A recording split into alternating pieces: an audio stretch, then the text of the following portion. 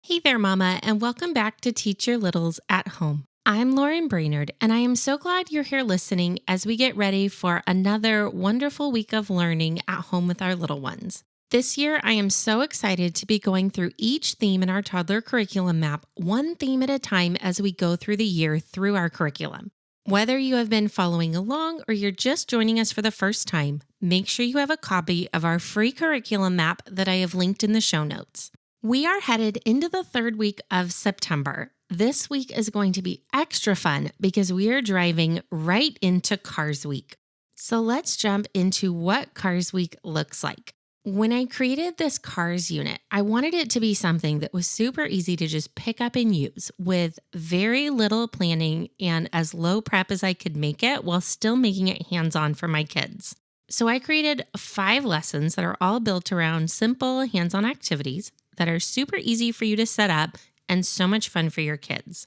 Today, I'm sharing 5 activities with you that are going to explore letters, math, fine motor, gross motor, and art in a way that will keep learning super playful and engaging for your little ones.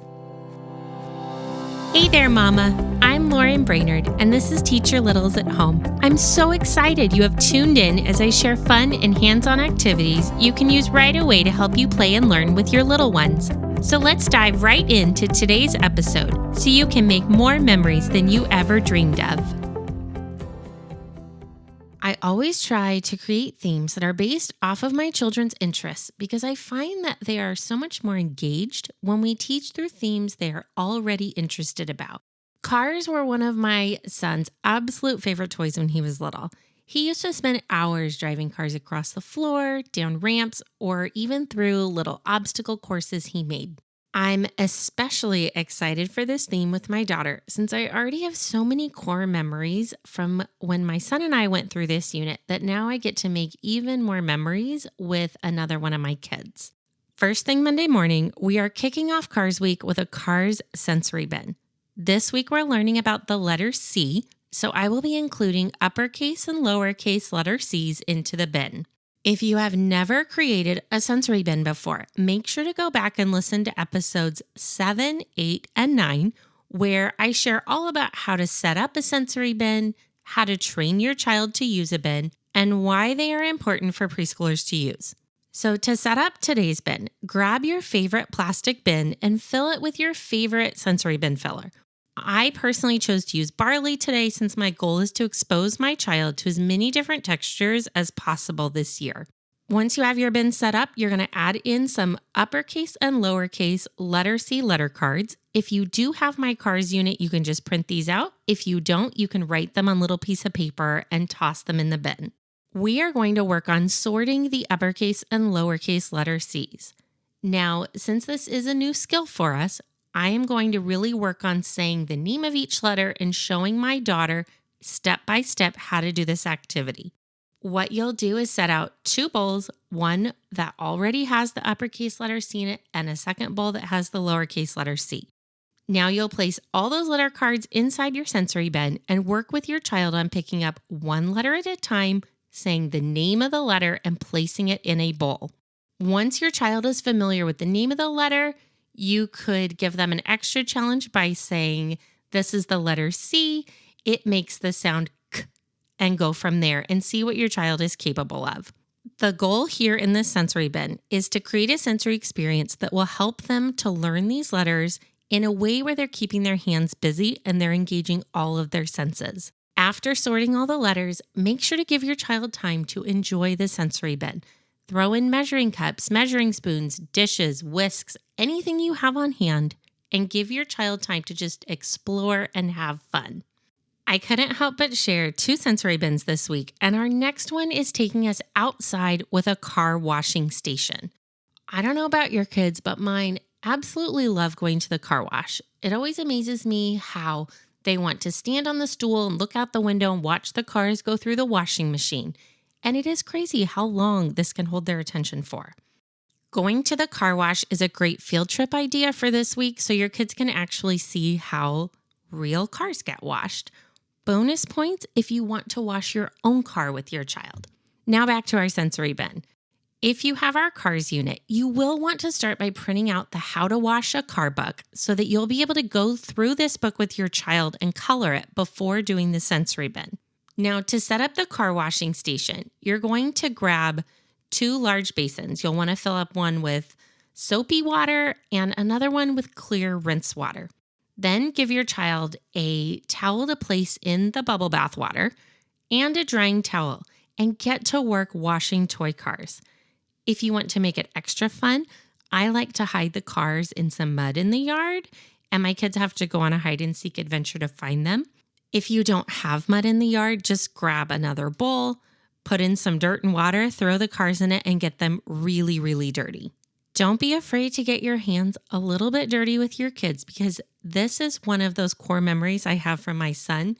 He must have spent a full hour washing all of the cars that I threw in the mud, and I ended up leaving him to work independently, and I went and made dinner.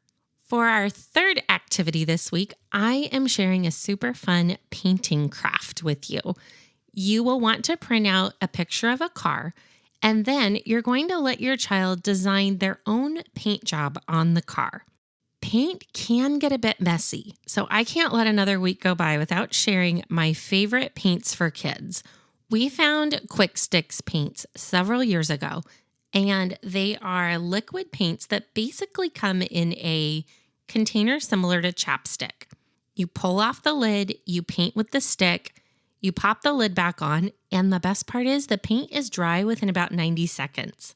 The colors are so vibrant, and it has allowed me to do paint activities on days where I wouldn't have time to paint otherwise. You can, of course, finger paint your cars. You can grab a paintbrush and liquid paint. You can watercolor. Sky is the limit when it comes to the type of paint you use. But if you do want to check out the Quick Sticks, I'll make sure to drop a link in the show notes for you. When your child is painting their cars, give them time to really think about what design they want. Talk about the different colors of cars you see on the road. Maybe your child wants to get really fancy and draw flames to create a race car on the side. Whatever they want, but give them time to really think about their design and get creative. For fine motor practice this week, we are learning how to paste objects by driving cars into parking spots. In our cars unit, I created a parking lot by drawing numbered rectangles, and then I added matching numbers onto paper cars for your kiddos to drive into the parking spots. I love finding ways to work on fine motor skills, while I also like to add in a math or a literacy component into the activity. It is much more difficult to engage my kids if I just say match and say each number. But when you think about the act of driving a car onto a matching numbered spot, it just makes it so much more fun. Give your child time to grab a car, the number on the car, drive it into a parking spot that has the same number. When they're finished parking all their cars, you can do it again. You could stop there, whatever your child seems engaged in. But when they are finished with parking all their cars, they will get to use a glue stick and actually learn how to take the glue stick, rub it on the car, and paste it into a parking spot. After all these activities, you're probably going to find it's time for a wiggle break. You can usually sense when your child's getting a little antsy. So here is a fun gross motor activity to go along with our theme this week. We are going to be creating a large stoplight with a red, a yellow, and a green light. So first you're going to need a large black sheet of paper. If you have 11 by 17 inch construction paper, that works well.